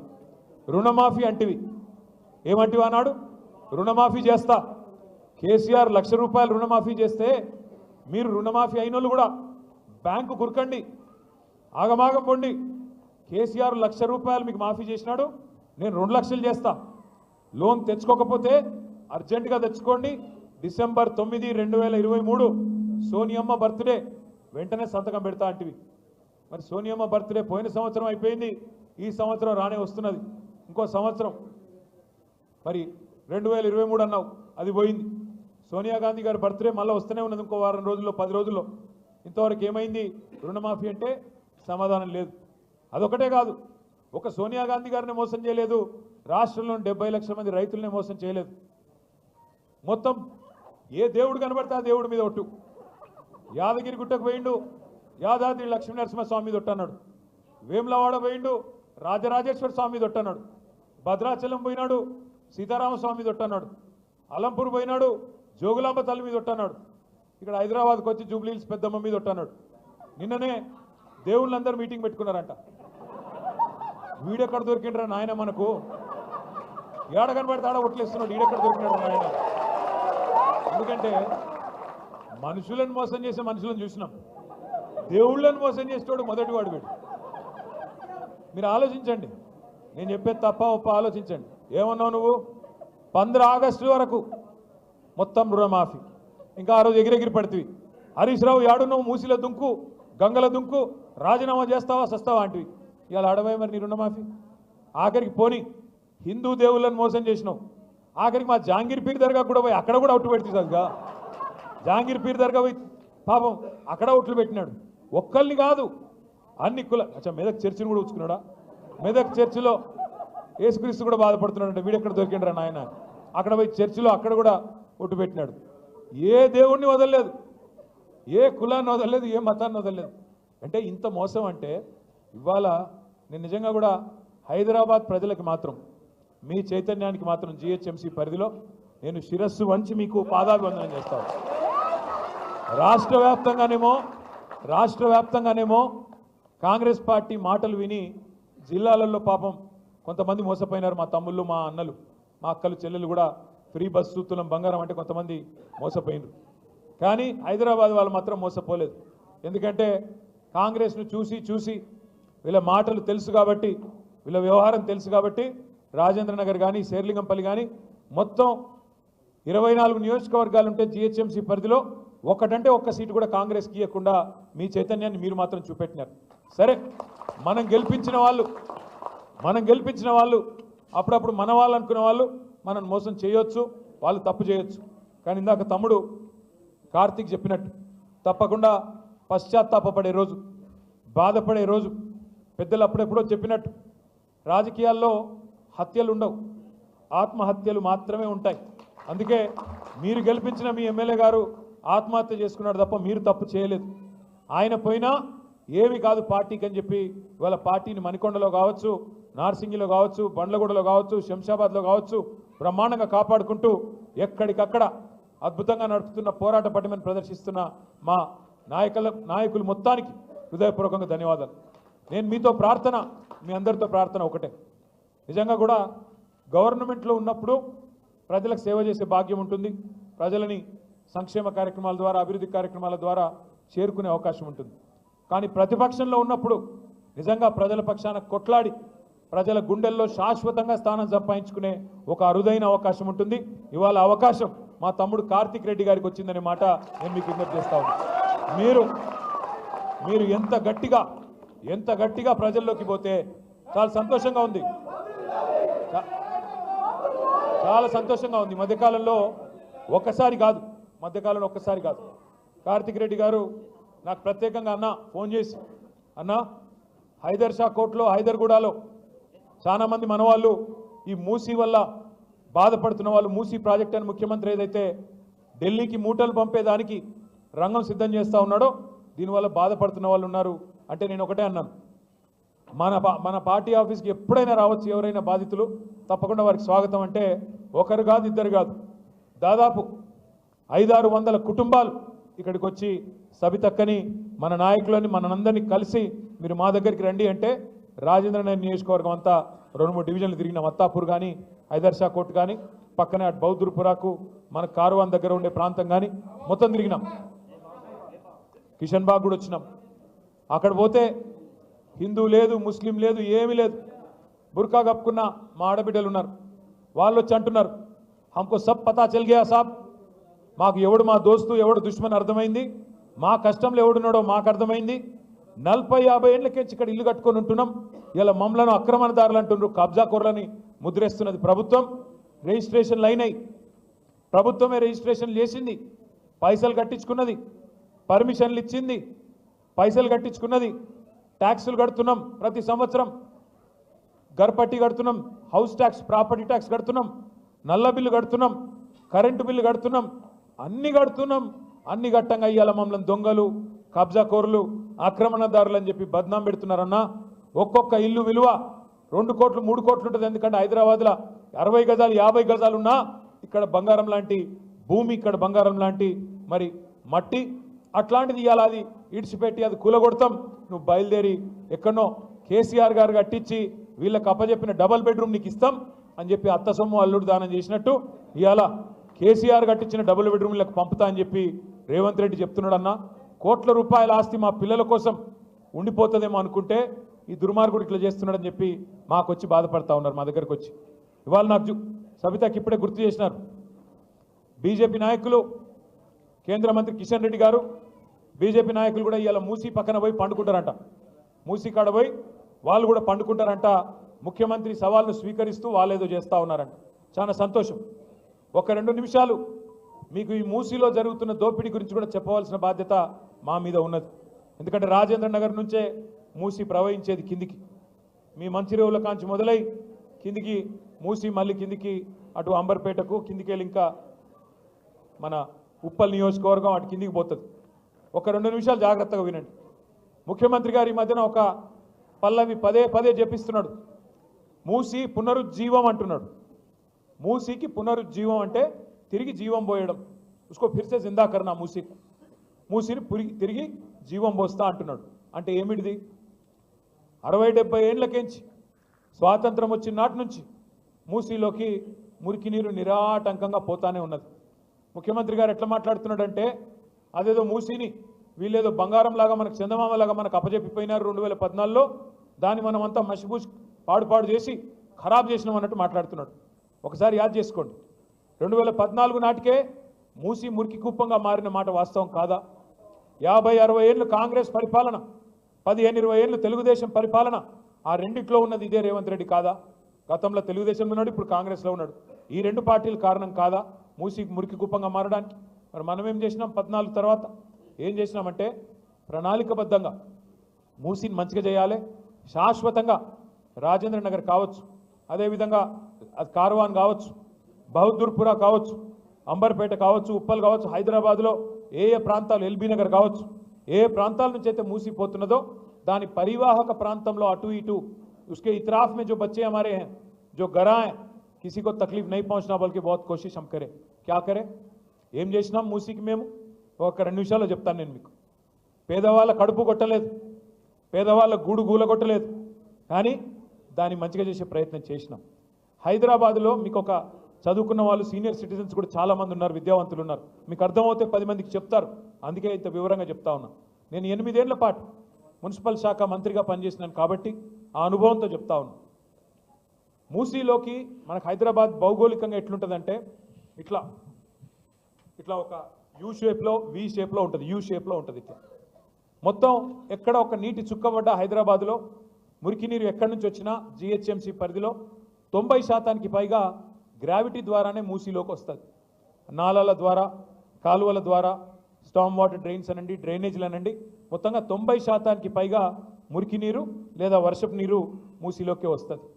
మూసీ ఎట్లాంటి నది అంటే మీరు మంచిరేవుల కాడ ఓఆర్ఆర్ ఉంది, అదేవిధంగా మళ్ళీ కిందికి నాగోలు, ఆ కిందికి పోతే ప్రతాప సింగారం, ఎక్కడ మన మేడ్చల్ నియోజకవర్గంలోని ప్రతాప సింగారం, అక్కడ ఓఆర్ఆర్ ఉంటుంది. దీన్ని ఓఆర్ఆర్ వెస్ట్ అంటాము, దాన్ని ఓఆర్ఆర్ ఈస్ట్ అంటాము. ఇది పశ్చిమము, అది తూర్పు. ఓఆర్ఆర్ వెస్ట్ నుంచి ఈస్ట్ వరకు సరిగ్గా 57 కిలోమీటర్లు. 57 కిలోమీటర్లు. మూసీ ఎట్లాంటి నది అంటే ఓఆర్ఆర్ వెస్ట్ నుంచి ఈస్ట్ వరకు మూసీ కిందికి ప్రవహిస్తుంది. ఎంత వేగంగా నీళ్లు కిందికి పోతాయంటే ఈ 57 కిలోమీటర్ల పరిధిలోనే 84 మీటర్లు కిందికి ఉంటుంది మూసి. అంటే నీటి చుక్క ఒకటి పడితే జర్రున జారిపోతుంది. 84 మీటర్లు, కిలోమీటర్కి 1.5 మీటర్లు కిందికి పోతూ ఉంటుంది భూమి. అదే నీరు పల్ల మెరుగు నిజం దేవుడెరుగు అంటారు కదా, అట్లా నీరు కిందికి పోతూ ఉంటుంది 84 మీటర్లు. మళ్ళొకసారి చెప్తాను, మంచిరేవుల నుండి మీకు కింద ప్రతాప సింగారం దాకా 57 కిలోమీటర్లు, ఓఆర్ఆర్ వెస్ట్ నుంచి ఈస్ట్ దాకా. ఒక నీటి చుక్క పడితే లేదా ఒక మురికి నీటి చుక్క వస్తే కిందికి జర్రుమని జారిపోతుంది. 84 మీటర్లు కిందికి ఉంటుంది, అంటే నీరు ఆగదు. సో మేమేం ప్లాన్ చేసినామంటే, ఆనాడు హైదరాబాద్లో ప్రతిరోజు ఇన్ని లక్షల మంది ఇండ్లు ఉన్నాయి, 25-26 లక్షల ఇండ్లు ఉన్నాయి, షాపులు ఉన్నాయి, కాలేజీలు ఉన్నాయి, వ్యాపార వాణిజ్య సముదాయాలు ఉన్నాయి. ఈ అన్నింటిలోంచి ఉత్పత్తి అయ్యే మురికి నీరు ఎంత అంటే రోజుకి 2000 MLD. 2000 MLD అంటే ఒక MLD అంటే 1 million litres per day. Million అంటే 10 లక్షలు, అంటే 2000 మిలియన్ లీటర్ల 2000 MLD అంటే 20 కోట్ల లీటర్ల మురికి నీరు. 20 కోట్ల లీటర్ల మురికి నీరు రోజు హైదరాబాద్లో ఉత్పత్తి అవుతుంది. కేసీఆర్ గారు మాకేం చెప్పారంటే, మూసిని తిరిగి బతికించాలంటే ముందు ఆ 20 కోట్ల లీటర్ల నీళ్ళు ఏవైతున్నాయో వాటిని శుద్ధి చేయండి, వాటిని సివరేజ్ ట్రీట్మెంట్ ప్లాంట్లు పెట్టి ముందు మురికి నీటిని శుద్ధి చేసి కిందికి వదలండి. తద్వారా హైదరాబాద్లో దుర్గంధం వ్యాపించదు, దోమల సమస్యలు, ఆరోగ్య సమస్యలు రావు, ఆ నల్లటి నీళ్ళు ఏవైతుంటాయో అవి కూడా రావు. అది నెంబర్ 1 చేయమని చెప్పారు. దానికి మా కోసం, మన కోసం, మన నగరం కోసం, మన పిల్లల కోసం కేసీఆర్ గారి ప్రభుత్వంలో 4000 కోట్ల రూపాయలు, కరెక్ట్గా చెప్పాలంటే 3866 కోట్ల రూపాయలతో దాదాపు 1200 పైచిలకు MLDల సివరేజ్ ట్రీట్మెంట్ ప్లాంట్లు మనమే ప్రారంభించాము, మనమే పని బిగించాము 3 ఏళ్ల కిందట. అందులో కోకాపేటలో నేనే వచ్చి ప్రారంభించాను, నేను సబితక్క మేమందరం వచ్చినాం. కోకాపేటలో ఒక 15 MLD ప్లాంటు మీ రాజేంద్ర నగర్ నియోజకవర్గంలోనే పూర్తి చేసినాం, దాన్ని ప్రారంభం కూడా చేసినాం. అదే మాదిరిగా హైదరాబాద్లోని మిగతా 1200 MLDల ప్లాంట్లు, ఇక మా కాలేరు వెంకటేష్ గారు ఇక్కడే ఉన్నారు, ఆయన అంబర్పేట నియోజకవర్గంలో 300 MLD ప్లాంట్ ఒకటే చోట అక్కడ కట్టినాం. అవతల వైపు ఎల్బీ నగర్లో భారతదేశంలోనే అతిపెద్ద సివరేజ్ ట్రీట్మెంట్ ప్లాంట్ 320 MLDల ప్లాంట్ అక్కడ కట్టినాం. ఇవన్నీ ఎందుకు చేసినాం? నీటిని శుద్ధి చేయడానికి, మూసీకి తిరిగి జీవం పోయడానికి. ఈరోజు నేను మీకు సంతోషంగా చెప్తా ఉన్నా, కేసీఆర్ గారి ప్రభుత్వ పనితీరు వల్ల ఎట్లా అయితే కరోనా సమయంలో కూడా రోడ్లు వేసుకున్నామో, ఎట్లా అయితే కరోనాలో దేశమంతా స్తంభించిపోతే మన హైదరాబాద్లో మాత్రం ఫ్లైఓవర్ లాగలేదు, మన హైదరాబాద్లో రోడ్ లాగలేదు. మన హైదరాబాద్లో ఎక్కడి నుంచో వచ్చిన కార్మికులను కడుపులో పెట్టుకొని వాళ్ళకి డబల్ రేట్ ఇచ్చి మీకేం కాదు మేము చూసుకుంటామని ధైర్యం చెప్పి ఎట్లా కొత్త రోడ్లు వేసుకున్నామో అదే పద్ధతుల్లో కరోనా సమయంలో కూడా మనం ఆపకుండా నిరాటంకంగా పనిచేయడం వల్ల ఇవాళ హైదరాబాద్ మొత్తం భారతదేశంలోనే మొట్టమొదటి నగరం. 100% సివరేజ్ ట్రీట్మెంట్ ఉన్న ఒకే ఒక్క నగరం హైదరాబాద్ మాత్రమే మొత్తం భారతదేశంలో. దానివల్ల 90% సమస్య పరిష్కారం అయిపోయింది మూసీది. రెండో పని ఏం చేసినాం మనం? కాళేశ్వరం ప్రాజెక్టు ద్వారా బ్రహ్మాండంగా గోదావరి నీళ్లను మనం ఎక్కడో కింద ఉండే మేడిగడ్డ అక్కడి నుంచి తీసుకొచ్చి హైదరాబాద్ పక్కనే, హైదరాబాద్ నెత్తి మీద కుండ పెట్టినట్టు కొండపోచమ్మ సాగర్ అని చెప్పి హైదరాబాద్కి 45-50 కిలోమీటర్ల దూరంలో ఇక్కడే బ్రహ్మాండంగా నీళ్లు తెచ్చి పెట్టినాం. ఏమైంది దానివల్ల? హైదరాబాద్ అనేది 535 మీటర్ల మీద ఉంటుంది సముద్ర మట్టానికి. అదే కొండపోచమ్మ సాగరు 618 మీటర్ల మీద ఉంటుంది. అంటే కొండపోచమ్మ ఇక్కడ ఉంటుంది, హైదరాబాదు ఇట్లా ఉంటుంది. 618, 535. దాని కిందికి మల్లన్న సాగర్. ఎందుకు కట్టాము ఇదంతా? ఒకవైపు వ్యవసాయానికి నీళ్లు, సాగునీరు, ఇంకోవైపు హైదరాబాద్ మహానగరానికి, పట్టణాలకు, గ్రామాలకు తాగునీరు. ఇవాళ ఆ కొండపోచమ్మ సాగర్ నుంచి గండిపేటలోకి నీళ్లు తేవడానికి, అంటే గోదావరిలోంచి కృష్ణానదికి నీళ్లు అనుసంధానం చేయడానికి ఈరోజు కాదు, 18 మే 2023 పోయిన సంవత్సరం 18 మే 2023 నాడు క్యాబినెట్లో ఆనాడు మహమూద్ అలీ గారు, నేను, అక్క అందరం ఉన్నాం, తీర్మానం పాస్ చేసినాం. 1100 కోట్ల రూపాయలతో గోదావరి నీళ్లు తెచ్చి గండిపేటలో పోస్తే ఆ గండిపేట గేట్లు ఎత్తితే చాలు, అటు ఎస్టీపీల నుంచి శుద్ధి చేసిన నీళ్ళు వస్తాయి మూసీలోకి. ఎప్పుడు కావాలంటే అప్పుడు బ్రహ్మాండంగా గండిపేట గేట్లు ఎత్తితే కిందికి ఉస్మాన్ సాగర్ నుంచి నీళ్లు ఫ్రెష్ వాటర్ కిందికి వచ్చే విధంగా రూపకల్పన చేసినాం. ఏం జరుగుతుంది అప్పుడు? కిందికి నీళ్ళు ఇందాక నేను చెప్పినట్టు నీళ్ళు ఆగకుండా జర్రుమని జారిపోతాయి, ఎందుకంటే నీళ్లు ఆగవు మూసీలో. దానికోసం కూడా ఆలోచన చేసినాం. మూసీ మీద ఒకప్పుడు ఎప్పుడు నిజాం కట్టించిన పురాణా పూలు నయా పూలు ఉండేది. చాదర్గాడ్ బ్రిడ్జు, పురాణా పూలు నయా పూలు మీ అందరికీ కూడా తెలుసు. టిప్పు ఖాన్ బ్రిడ్జ్ ఇవన్నీ ఉంటాయి.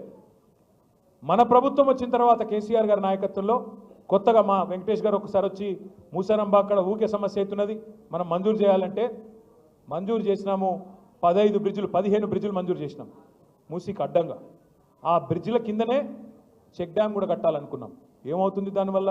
మనకి ఎప్పుడు కావాలంటే అప్పుడు ఈ గోదావరి నీళ్లు తెచ్చి గండిపేట నుంచి గేట్లు ఎత్తితే మొత్తం మూసి ఎప్పటికీ జీవనదిలాగా ఉండేదానికి, ఫ్రెష్ వాటర్తో కలకలలాడుతూ ఉండేదానికి శాశ్వత పరిష్కారం చూపెట్టిందే కేసీఆర్ ప్రభుత్వం.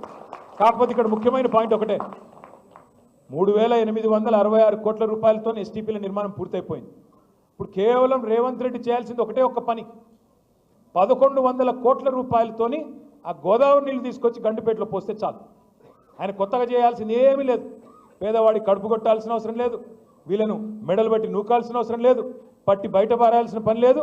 మూసి పునరుజ్జీవం కావాలంటే కేవలం 1,100 కోట్లు ఖర్చు పెడితే చాలు. కానీ ముఖ్యమంత్రి గారు ఏమంటున్నారు? 1,100 కాదు, 1,50,000 కోట్లు, 1,50,000 కోట్లు అంట. దేనికయ్యా ఖర్చు ముఖ్యమంత్రి 1,50,000 కోట్లు అంటే? ఒక్కడు సమాధానం చెప్పడు. నేను ఇదే భవన్లో ఇక్కడనే ప్రెస్ మీట్ పెట్టి 1.5 అవర్ ప్రజెంటేషన్ ఇచ్చి బీఆర్ఎస్ గవర్నమెంట్ ఏం చేసింది, నువ్వేం చేస్తున్నావు, ఎందుకు 1,50,000 కోట్లతోని హైదరాబాద్ను ఆగం చేసే ప్రయత్నం చేస్తున్నావు అని అడిగితే ముఖ్యమంత్రి గారు ఉప ముఖ్యమంత్రి గారు నా మీద ఒంటికాలతో లేచినారు. ఏమని? నీకు ఎవడు చెప్పిండు 1,50,000 కోట్లని అంటారు. నువ్వే చెప్తీవి కదా స్వామి అని వీడియో చూపెట్టి. ముఖ్యమంత్రి చెప్పినాడు, నేను చెప్పింది కాదు. ఏప్రిల్లోనేమో రేవంత్ రెడ్డి 50,000 కోట్లతో మూసి శుద్ధి అన్నాడు. తెల్లారో మర్నాడో మే నెలలో జూపల్లి కృష్ణారావు గారు పర్యాటక శాఖ మంత్రి 50,000 కోట్లు కాదు 70,000 కోట్లతోని మూసి అన్నాడు. జూలై వచ్చింది. జూలై రాగానే మళ్ళీ ముఖ్యమంత్రి గారికి ఏమైందో తెలియదు. గోపన్పల్లిలో మనం కట్టిన బ్రిడ్జు ఆయన వచ్చి రిబ్బన్ కట్ చేసినాడు, సంతోషం. వచ్చి అక్కడ స్పీచ్ ఇస్తాడు, 1,50,000 కోట్లతో మూసి అభివృద్ధి అన్నాడు. ఇవాళ అదే ముఖ్యమంత్రి ఏమంటాడు? ఎవరన్నారు మీకు ఏడికెళ్ళి వచ్చింది నెంబర్ అంటాడు. అరే నువ్వే చెప్పినావు స్వామి చూడు అంటే నేను చెప్పలేదు అన్నాడు. మళ్ళీ కరెక్ట్గా 4 రోజులకి, మరీ సరిగ్గా 4 రోజులకి ముఖ్యమంత్రి గారు ఒక పుస్తకం రిలీజ్ చేసినాడు ప్రభుత్వం తరఫున, తెలంగాణ గ్రోత్ స్టోరీ అని. అందులో ఏం రాస్తుంది? 1,50,000 కోట్లతో మూసి అభివృద్ధి చేస్తామని రాస్తుంది. మేము అడుగుతా ఉన్నాం, మొన్నటి నుంచి నిలదీస్తూ ఉన్నాం, దేనికోసం 1,50,000 కోట్లు? ఎవడి కోసం? 1,100 కోట్లతో తెచ్చేస్తే మూసి పునరుజ్జీవం అయిపోద్ది కదా అంటే వాళ్ళు చెప్పే కారణాలు ఎంత వింతగా ఉన్నాయో ఒక్క నిమిషం మీకు చెప్తాను. వాళ్ళు ఏమంటారు?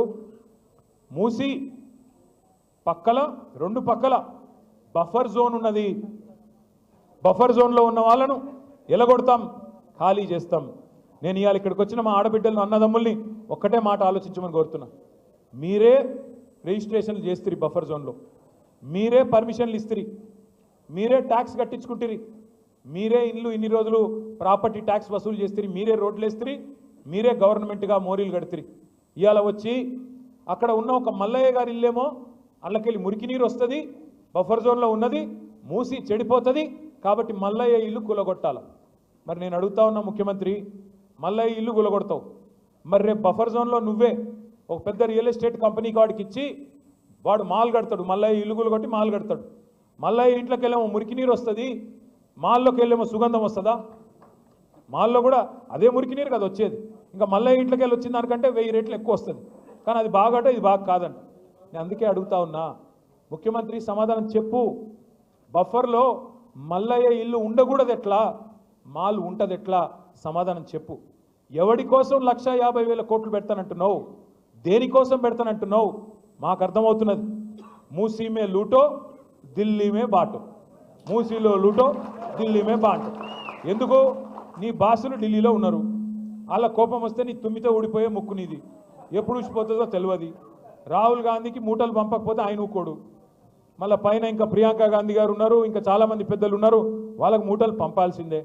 పంపాలి అంటే మీకు తెలుసు, కోకాపేట ఇక్కడ మీకు యాదకుండాల రాజేంద్ర నగర్లో కోకాపేట ఉన్నది. ఇలా కోకాపేట భూములు ఎంత ఖరీదైనాయో మా వెంకటేష్కి తెలుసు బాగా. ఖానాపూర్లకు, కోకాపేటలకు, నార్సింగోళ్లకు, మణికొండలకు మీకే తెలుసు. భూముల విలువ ఆనాడు ఎంత, 2014లో ఈరోజు ఎంత. అయితే విచిత్రం ఏంటంటే మాకు ఎక్కడ ఆశ్చర్యం అనిపిస్తుంది అంటే, కోకాపేటలో ఆనాడు కొన్ని భూములు నియోపోలిస్ అని పెట్టి దాన్ని ఆ మూవీ టవర్స్ పక్కన డెవలప్మెంట్ చేసి, గతంలో కాంగ్రెస్ ప్రభుత్వం కూడా వేలం వేసింది. గోల్డెన్ మైల్ అనే పేరిట అప్పుడు వాళ్ళు ఆక్షన్ పెట్టినారు రాజశేఖర రెడ్డి గారి టైంలో. మన ప్రభుత్వం వచ్చినాక పక్కన మనం కూడా రుణమాఫీ అని, సిటీ డెవలప్మెంట్ అని, ఈ ఫ్లైఓవర్లు వీటన్నిటిని కట్టనికే ఆక్షన్ పెట్టినాం, వేలం పెట్టినాం. పారదర్శకంగా వేలం పెడితే ఒక్కో ఎకరం 100 కోట్లకు పోయింది. పోతే దానికి కూడా మమ్మల్ని తిట్టినాడు ఇదే రేవంత్ రెడ్డి. అన్నాడు, ఏమన్నాడు, మీరు కేటీఆర్ అనేవాడు దోపిడిగాడు, స్కామ్ చేసిండు, ఇలా 10,000 కోట్లు నొక్కేసిండు అన్నాడు. ఓఆర్ఆర్ ఉంది కదా, మీ రాజేంద్ర నగర్ మీకు వెళ్ళి పోతుంది కదా ఓఆర్ఆర్. దాన్ని ఏం చేసినాం మనము, 30 సంవత్సరాల కోసం ఒక ప్రైవేట్ వాడికి అప్పజెప్పి 7,400 కోట్లు వాడిస్తే రాష్ట్ర ఖజానాకి మనం దాన్ని అభివృద్ధి సంక్షేమ కార్యక్రమాలకు వాడుకున్నాం. ఆ రోజు కూడా నా మీద ఆరోపణ చేసిండు రేవంత్ రెడ్డి, 1,00,000 కోట్లు రావాలి మనకి ఓఆర్ఆర్లో, వీళ్ళు అడ్డికి పావుషేర్ అమ్ముకున్నారన్నాడు. నేను ఇవాళ రేవంత్ రెడ్డి గారిని ఒకటే అడుగుతా ఉన్నా, అయ్యా ఆనాడు అపోజిషన్లో ఉన్నప్పుడేమో మాట్లాడుతీవి, ఓఆర్ఆర్ 1,00,000 కోట్లు రావాలా అంటివి, మళ్ళీ ఇవాళ నువ్వే మున్సిపల్ మంత్రివి, తెచ్చి చూపెట్టు, నేను వద్దన్నానా, క్యాన్సిల్ చేయి, ఓఆర్ఆర్ టెండర్ క్యాన్సిల్ చేయి, నేను తప్పు చేసిన రుజువు చేయి, నేను వద్దన్నానా, నేను తప్పు చేస్తే నువ్వు శిక్షించు, వద్దనట్లేదు. అట్లాగే నువ్వే అంటివి కదా కోకాపేట భూముల స్కామ్లో నేనేదో డబ్బులు దొబ్బినాను, మరి నువ్వెందుకు అమ్ముతున్నావు ఇవాళ భూములు? నేను చేసిన తప్పే అయితే, నేను అందులో స్కామ్ చేసిన మాట వాస్తవమే అయితే, నువ్వు ఆ రోజు వాగిన వాగుడులో అర్థం ఉంటే ఇవాళ ఎందుకు చర్యలు లేవు, ఎందుకు నువ్వు దాని మీద ఎంక్వైరీ చేయట్లేదు అని అడుగుతా ఉన్నా, ఎందుకు వాటిని రద్దు చేయట్లేదు? ఆ రోజు అల్లం అన్నది ఇవాళ బెల్లమైందా నీకు? నేను అడుగుతా ఉన్నా, మీరు దయచేసి ఆలోచించండి. ఎవడి కోసం మూసి అంటే ఇక దీనికి మళ్ళీ అందమైన కవరు మనం గట్టిగా మాట్లాడి, మూసి ఎందుకే నీకు ఢిల్లీలో మూటలు వంచనిక పునరుజ్జీవం చేయాలంటే కేవలం 1,100 కోట్లు సరిపోతుంది కానీ గట్టిగా అడిగితే ఈ మధ్యన కొత్త పల్లె అందుకున్నాడు. బాపు ఘాట్లనట ఈయన పోయి భారతదేశంలో కాదు ప్రపంచంలో అతిపెద్దదైన మహాత్మా గాంధీ విగ్రహం పెడతారంట. ఈయన ఎవరు? రేవంత్ రెడ్డి. రేవంత్ రెడ్డి గారు మహాత్మా గాంధీ విగ్రహం పెడతాను అనగానే మహాత్మా గాంధీ గారి మన్మడు తుషార్ గాంధీ గారు స్పందించారు. మహాత్మా గాంధీకి ఇవన్నీ ఇష్టం ఉండవురా ఆయన చాలా మంచోడు, ఆయన ఎన్నడూ ఆయన విగ్రహాలు ప్రపంచంలో పెద్ద విగ్రహాలు 1,000 కోట్ల విగ్రహాలు పెట్టాలని నేను కోరుకోలేదు, వాటిని పేదవాళ్ళ కోసం వాడు స్వామి, నువ్వు పెట్టకు అని ఆయన చెప్పినాడు. కానీ మహాత్మా గాంధీ గారు తప్పకుండా ఎక్కడున్నారో కానీ ఆయన ఆక్రోషిస్తూ ఉండింటాడు. ఎందుకంటే రేవంత్ రెడ్డి గారు గాడ్సే శిష్యుడు, ఆయన నాథురామ్ గాడ్సే ఆర్ఎస్ఎస్ వాడు, ఆర్ఎస్ఎస్ గాడ్సే గారి శిష్యుడు ఈయన. ఈ వ్యక్తి పేరేమి రేవంత్ రెడ్డి. ఇవాళ ఎట్లున్నదంటే గాంధీ విగ్రహాన్ని గాడ్సే పెడతానంటే ఒప్పుకుంటామా సార్? నాకు అర్థం కాదు. మనం గాడ్సే లాంటోడు, గాడ్సేకి వారసుడు ఈయన వచ్చాట గాంధీ గారి విగ్రహం పెడతాడంట, అది కూడా బాపు ఘాట్లో. రేవంత్ రెడ్డి గారికి నేను ఒకటే చెప్తా ఉన్నా, నువ్వు గాంధీ విగ్రహాన్ని అడ్డం పెట్టుకొని మూసీ ప్రాజెక్టు అని దానికి కలరింగ్ ఇచ్చి మళ్ళీ దానిలో కూడా రేట్లు పెంచి దానిలో కూడా డబ్బులు దొప్పుకుంటానంటే ఇది సమంజసం కాదు. మహాత్మా గాంధీని అడ్డం పెట్టుకొని శిఖండిలాగా నువ్వు వెనకాల ఉండి రాజకీయం చేస్తానంటే మంచిది కాదు. తప్పకుండా ప్రజలకు వాస్తవాలు తెలుస్తూ ఉన్నాయి. మూసీ విషయంలో జరుగుతున్న దోపిడీ, పేదవాళ్లకు ఇబ్బందులు పెట్టే అంశంలో ఈ రాష్ట్రంలో ఒకసారి చూడండి ఏం జరుగుతూ ఉంది. మూసీలో దోపిడీ, మూసీకేమో 1,50,000 కోట్లు ఉన్నాయంట ముఖ్యమంత్రి కాడ, కానీ ఆడబిడ్డలకి తులం బంగారం ఈయనకి పైసలు లేవు, ముసలోళ్ళకి 4,000 రూపాయలు పెన్షన్ అన్నావు దానికి పైసలు లేవు, రాష్ట్రంలో రైతు బంధుకు పైసలు లేవు, రాష్ట్రంలో రుణమాఫీకి డబ్బులు లేవు, హోంగార్డులకు జీతాలు ఇవ్వడానికే టైం లేవు, బతుకమ్మ చీరలకు పైసలు లేవు, అదేవిధంగా రంజాన్ తోఫాకు పైసలు లేవు, క్రిస్మస్ గిఫ్ట్కు పైసలు లేవు. కానీ మూసీకి మాత్రం 1,50,000 కోట్లు మాత్రం ఉన్నాయి. 1,100 కోట్లతోనైపోయే మూసీలనేమో 1,50,000 కోట్లు పోయాలి. మేము కాళేశ్వరం కట్టినప్పుడు ఇదే ముఖ్యమంత్రి ఏమన్నాడు, కాళేశ్వరంతోన ఒక పంటకి 45 లక్షల ఎకరాలకు నీళ్ళు ఇవ్వచ్చు, 2 పంటలు చూసుకుంటే 90 లక్షల ఎకరాలకు నీళ్ళు ఇవ్వచ్చు. మరి నేను అడుగుతున్నా ముఖ్యమంత్రి గారిని, మూసీతోని మురిసే రైతులు ఎంతమంది, మూసీతోని సాగులోకి వచ్చే ఎకరాలెన్ని, ఎన్ని లక్షల ఎకరాలకు నీళ్ళు వస్తాయి చెప్తావా? మూసీతోని వచ్చే పరిశ్రమలెన్ని, మూసీతోని వచ్చే ఐటీ కంపెనీలన్నీ, మూసీతో నువ్వు చేసే రియల్ ఎస్టేట్ వెనకాల ఎవరి లాభం ఉన్నది, ఈ ఢిల్లీకి మోసే మూటల వెనుక ఎవరి ప్రయోజనాలు ఉన్నాయి చెప్పాలని చెప్పి నేను కోరుతా ఉన్నా. ఇవాళ సంతోషం, బీజేపీ పార్టీ నాయకులు కూడా గొంతిప్పుతా ఉన్నారు, వాళ్ళు కూడా మాట్లాడుతున్నారు.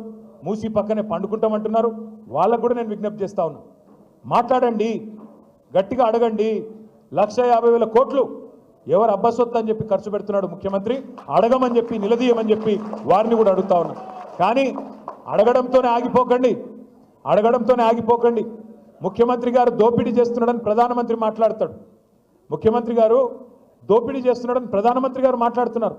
నిన్న మొన్న నేను మహారాష్ట్రలో చూసిన ప్రధానమంత్రి చెప్తున్నాడు అక్కడ, తెలంగాణ ఆజ్ కాంగ్రెస్ की शाही परिवार के लिए एटीएम बन गया.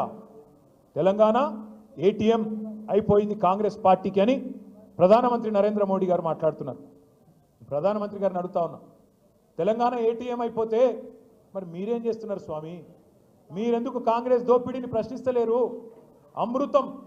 అమృత్ స్కామ్లో అమృతం రేవంత్ రెడ్డి గారి బావమరిదికి అర్హత లేని కంపెనీకి 1137 కోట్ల రూపాయల టెండర్ ఇస్తే మేము పోయి షికాయత్ చేస్తే ఢిల్లీలో దాని మీద సమాధానం రాదు. 1,50,000 కోట్ల దోపిడీ మూసిలో జరుగుతోంది. డిపిఆర్ లేకుండానే ఇల్లు గులగొడుతున్నాడు. డిపిఆర్ లేకుండానే 1,50,000 కోట్లని మాట్లాడుతున్నాడు. ఇది దోపిడీ కాదా, డే లైట్ రాబరీ కాదా అని మేము అడిగితే సమాధానం రాదు. అదే మాదిరిగా ఆర్ఆర్ ట్యాక్స్, ఇది కూడా నేను అంట్లా, ప్రధానమంత్రి గారే అన్నారు మొదలు. RRR అని ఆ మధ్యన సినిమా వచ్చింది, నాటు పాటున్న దానిలో యాదుకుందా? అట్లాగా ఈయన కూడా నాటు కొట్టుడు కొడుతున్నాడు.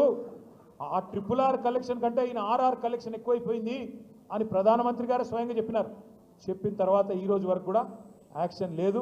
వీళ్ళ దోపిడీ మీద చర్యలు లేకపోగా మణికొండలో ఎట్లయితే కాంగ్రెస్ బీజేపీ అలైబలై చేసుకొని చైర్మన్ వైస్ చైర్మన్ ఒక నరేందర్, వైస్ చైర్మన్ ఇంకో Narender, chairman Congress Narender, vice chairman BJP Narender, వాళ్ళట బయటకు వచ్చి సిగ్గులేదు.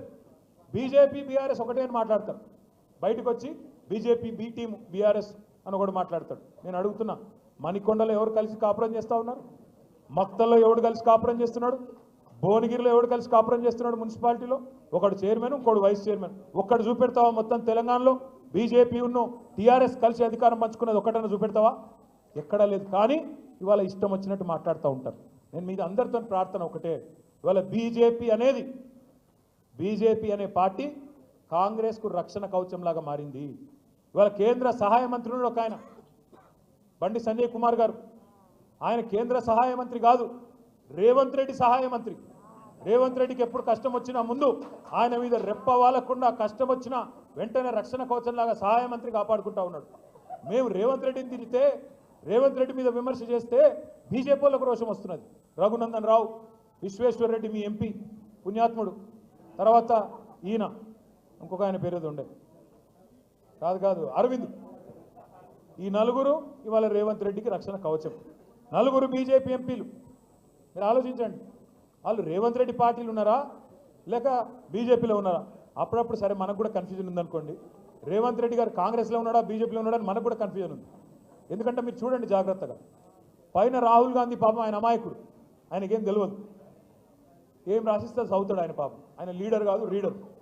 ఎక్కడ పోయి ఏ పేపర్ మీద ఏది రాస్తే తెల్ల పేపర్ పట్టుకుని బడబడ చదివేసి వెళ్ళిపోతాడు. ఆయన పోతాడు. నిన్న మాట్లాడుతున్నాడు మహారాష్ట్రలో రాహుల్ గాంధీ, ఏమంటున్నాడు? బొంబాయిలో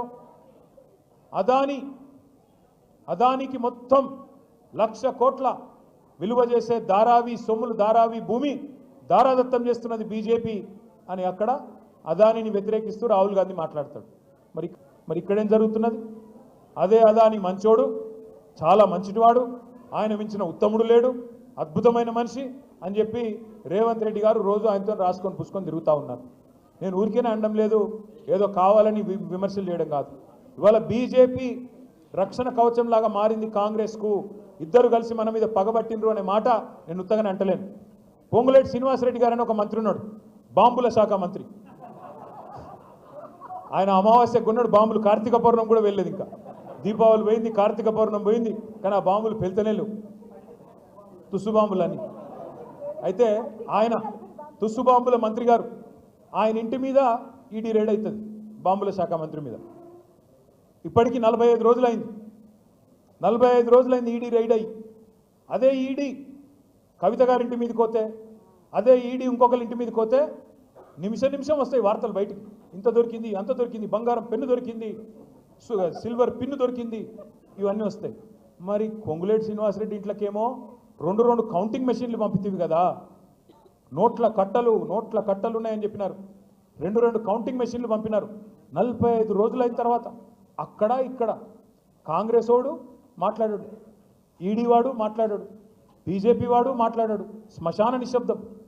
ఎవరో చచ్చిపోయిన తర్వాత ఉంటే చూడండి కొద్దిసేపు, అట్లాగా ఎవడు మాట్లాడాడు. కుయ్యి లేదు, కయ్యి లేదు, సడి లేదు, సప్పుడు లేదు. ఏమిరా నాయన అంటే లేదు లేదు లేదు, హోగా డీల్ హోగా నై బాత్ కరింగ్. ఇదే అంటున్నా నేను. ఎవరితో ఉన్నాడు కొద్దిగా మనం కూడా ఆలోచించి అవగాహనతో ఉండాలి తప్ప ప్రతిదానికి ఆగమాగం అయిపోకూడదు. నేను మీ దయచేసి మిమ్మల్ని కోరేది ఒకటి, పదవులు మాకు కొత్త కాదు. 10 ఏళ్ళు మీ దయతో, 10 ఏళ్ళు మీ ప్రేమతో మీ మనసు గెలుచుకునే అవకాశం వచ్చింది, మీకు సేవ చేసే అవకాశం వచ్చింది. మాకు పదవులేం కొత్త కాదు. మళ్ళీ మీరు గెలిపిస్తే కేసీఆర్ గారు ముఖ్యమంత్రి అవుతారు. మీ దయ ఉంటే మళ్ళీ మేమందరం గెలిచి ప్రభుత్వంలో ఉంటాం. మాకు కొత్త కాదు, పదవులేం కొత్త కాదు, సేవ చేయడం కొత్త కాదు, కొట్లాట అంతకంటే కొత్త కాదు, అరెస్టులు కావడం అంతకంటే కొత్త కాదు. ఉద్యమంలో అరెస్టుకు పోయాము, జైలుకు పోయాము. ఇదే కాంగ్రెస్ వాళ్ళు ఆనాడు అప్పుడు కూడా దొక్కిండ్రు, అప్పుడు కూడా ఇబ్బంది పెట్టిండ్రు. అయ్యేం కొత్త కాదు. కానీ నేను దయచేసి మిమ్మల్ని కొడతా ఉన్నాను. ఇవాళ మేము కంటగింపుగా మారినాం రేవంత్ రెడ్డికి. సబితక్కతో మాతో ఏంది పంచాయతీ? ఆయనకి మాకేమైనా గెట్టు పంచాయతీ ఉందా ఆయనకు? మాకు నేనేమన్నా కొడంగల్లో భూములు కొనడానికి పోతే వాళ్ళ అన్న తిరుపతి రెడ్డితో నాకేమైనా తగాదా ఉందా? ఏమిలే, నాకేమన్నా కొడంగల్లో భూమి లేదు, ఏమి లేదు. కానీ ఎక్కడొస్తుంది పంచాయతీ? కొడంగల్లో నువ్వు పేదవాళ్ళ భూములు ఎందుకు గుంజుకుంటున్నావు? అక్కడ గిరిజనుల మీద ఎందుకు దౌర్జన్యం చేస్తున్నావు? అక్కడ ఎందుకు 60-70 లక్షల ఎకరం విలువ చేసే భూమిని 10 లక్షలకు గుంజుకుంటున్నావు? ఇక్కడ ఫార్మాసిటీ రద్దెందుకు అంటున్నావు? అక్కడ ఫార్మాసి విలేజ్ ముద్దెందుకు అంటున్నావు అని మేము అడిగితే ఆయన కోపం వస్తున్నది. మూసీలో 1100 కోట్లతో అయిపోయేదానికి 1,50,000 కోట్లు ఎందుకు ఖర్చు పెడుతున్నావు అంటే కోపం వస్తున్నది. రైతు బంధు ఎగ్గొడుతున్నావు, దీనికి పైసలు లేవు. స్కూటీలు ఇస్తా అన్నావు, దానికి పైసలు లేవు. తులం బంగారానికి పైసలు లేవు, దేనికి పైసలు లేవు. అక్కడ మాత్రం మూసీలో 1,50,000 కోట్లు ఎవరి కోసం పోస్తున్నావు అంటే కోపం వస్తున్నది. అర్హత లేని బావమరిది కంపెనీకి 1,100 కోట్ల రూపాయలు ఎట్లిచ్చినావు, ఎవడు అబ్బసొమ్మని ఇచ్చినావు అంటే కోపం వస్తున్నది. పొంగులేటి శ్రీనివాసరెడ్డి గారు బాంబుల శాఖ మంత్రి, ఆయన ఇంటి మీద ఈడీ రైడ్ అయింది, ఎందుకు ఏం దొరికిందో చెప్తలేరు అంటే కోపం వస్తున్నది. ఆ కోపమంతా మమ్మల్ని ఏదో కేసులు పెట్టి గొంతు నొక్కి లోపల వారేస్తే మాట్లాడేటోడు ఉండడు అని అనుకుంటా ఉన్నారు.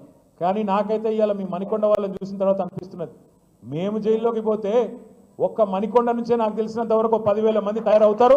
తప్పకుండా రేవంత్ రెడ్డి భరతం పడతారు.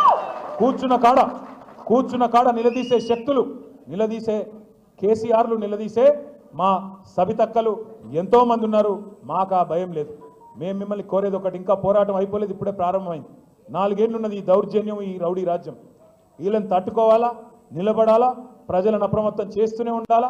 అడగాల మీ ఎమ్మెల్యే గారిని అడగాల, మణికొండకు వస్తే ఎందుకోసం పోయినావయ్యా అని అడగాల, ఏం తెచ్చినావు అని అడగాల, ఏమిటి కోసం పోయినావు, బీఆర్ఎస్ పార్టీ చేసిన దానికంటే ఈయన ఏం ఎక్కువ చేస్తాడు, దేనికోసం పోయినావు అని అడగాల. వ్యక్తిగత స్వార్థం కోసం పోయినావా, ఏమన్నా భూముల పంచాయతీలు సాల్వ్ చేసుకోవడానికి పోయినావా, ఆ రియల్ ఎస్టేట్ సామ్రాజ్యంలో నీకు కూడా వాళ్ళు ఇసిరే ఎంగిలి మెతుకుల కోసం పోయినావా, దేనికి కోసం పోయినావా అనే మాట స్పష్టంగా అడగాలి. ఒకవేళ అభివృద్ధి కోసం పోయినా అంటే శేర్లింగంపల్లి ఎమ్మెల్యే అదే చెప్తా ఉన్నాడు, అభివృద్ధి కోసం పోయినా అంటున్నాడు. మాకు కొన్ని విచిత్రం అనిపిస్తాయి. ఇదే శేర్లింగంపల్లి ఎమ్మెల్యే గారు ఎన్నికలకు ముందు ఒక పాంప్లెట్ వేసినాడు, 9,500 కోట్ల రూపాయలతో అభివృద్ధి టీఆర్ఎస్ హయాంలో జరిగింది అన్నాడు. నేను ఎమ్మెల్యే గారిని అడుగుతా ఉన్నా, మీ ప్రకాష్ గౌడ్ను కూడా అడుగుతున్నాను, 9,500 కోట్ల రూపాయలతో శేర్లింగంపల్లి అభివృద్ధి కేసీఆర్ చేస్తే మరి రేవంత్ రెడ్డి నాయకత్వంలో పోయినావు కదా, నువ్వు గెలిచి ఇక్కడ గెలిచి అక్కడ పోయినావు కదా, మరి అంతకంటే ఒక కనీసం 1,000 కోట్లు ఎక్కువ తేవాలి కదా నువ్వు. 9,500 కేసీఆర్ ఇస్తే 10,500 కోట్లన్నా రేవంత్ రెడ్డి ఇస్తేనే కదా నువ్వు అభివృద్ధి కోసం పోయినట్టు. రాజేంద్ర నగర్ ఎమ్మెల్యే కూడా అదే దానికి లోబడి ఉండాలి కదా. ఏవి కాదట. ఇంకా విచిత్రం, ఆ ఖార్గే గారు ఉన్నారు, కాంగ్రెస్ పార్టీ అధ్యక్షుడు.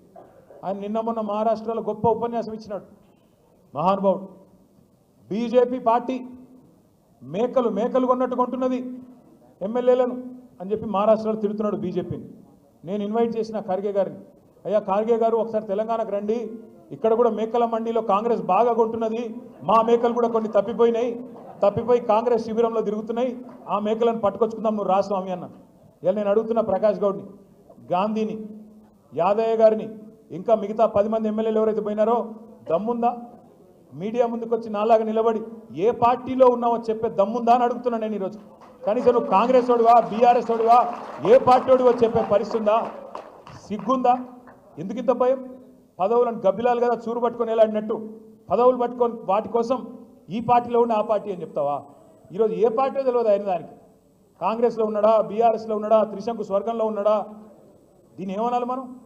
నేను గట్టిగా మాట్లాడితే మళ్ళీ తిట్టిండంటారు కాబట్టి నేను తిట్టను. కానీ ఒకటి మాత్రం పక్కా, రేవంత్ రెడ్డి మోసాలు, రేవంత్ రెడ్డి కరప్షన్, రేవంత్ రెడ్డి చేస్తున్న కుట్రలు, వాటి నుంచి పేద ప్రజలను కాపాడుకోవడం ఎలా అనే విషయంలో మేమందరం కేసీఆర్ గారి నాయకత్వంలో నిరంతరాయంగా పనిచేస్తూనే ఉంటాం, భవిష్యత్తులో కూడా పనిచేస్తూనే ఉంటాం.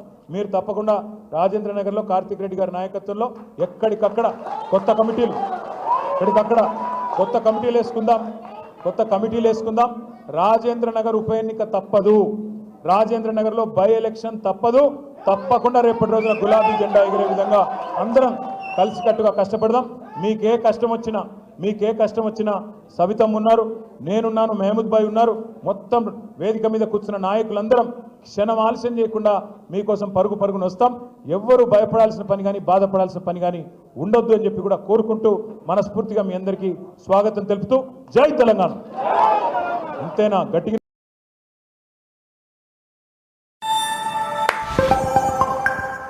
Hello everyone, welcome to this session on deploying an end-to-end website on AWS. Today in this session, I will be taking you through